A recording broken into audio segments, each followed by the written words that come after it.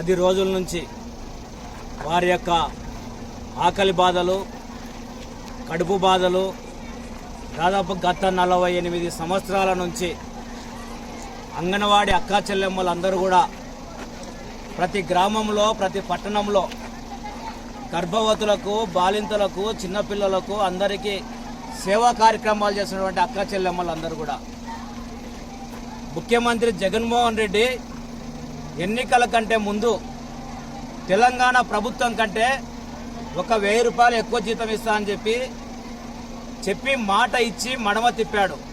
దాదాపు ఇప్పటికీ 5 సంవత్సరాలు కాబోతుంది. మళ్ళీ ఎలక్షన్లు వస్తున్నాయి. కానీ వాళ్ళ సమస్య పరిష్కరించకపోగా ఆ బాధతోనే వాళ్ళ కడుపు కోతతో, వాళ్ళ ఆకలితో ఈరోజు జగన్మోహన్ రెడ్డి ముఖ్యమంత్రి అయిన తర్వాత కార్మికులు పెద్ద ఎత్తున 10 రోజుల నుంచి చేస్తున్నారంటే ఒక అంగన్వాడీ అక్కా చెల్లెమ్మలు అని చెప్పి నేను గుర్తు చేస్తున్నాను.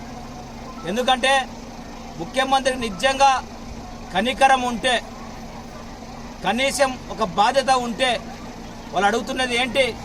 ఉద్యోగ భద్రత అడుగుతున్నారు, జీతము సమాన పనికి సమాన వేతనం కావాలని అడుగుతున్నారు, 20,000 రూపాయలు పెంచాలని అడుగుతున్నారు, తర్వాత రిటైర్మెంటు పింఛను సంబంధించిన బెనిఫిట్స్ ఇవ్వాలని చెప్పి అడుగుతున్నారు, అదేవిధంగా ఒక బీమా పథకాన్ని అమలు చేయాలని చెప్పి అడుగుతున్నారు.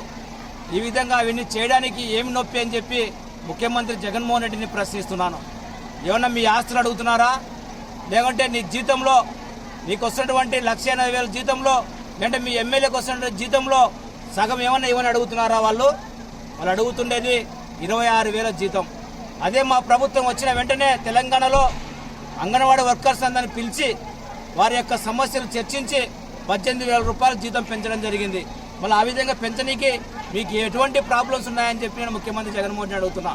వెంటనే వారి సమస్యను పరిష్కరించకపోతే ఈరోజు నియోజకవర్గ స్థాయిలో ఉద్యమం జరుగుతుంది, రేపు జిల్లా స్థాయికి పోతా అని చెప్పి మన సిపిఐ అనుబంధ సంస్థ అంటే ఏఐటీసీ నాయకులందరూ కూడా చెప్తున్నారు.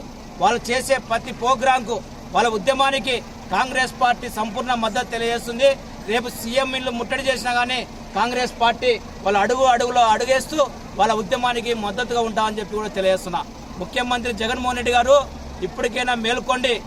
మహిళలతో, మహిళా శక్తితో మీరు పెట్టుకుంటే ఇంతవరకు ఏ ముఖ్యమంత్రి కూడా ఇంతవరకు చరిత్రలో మళ్ళా సీఎం అయినది లేదు.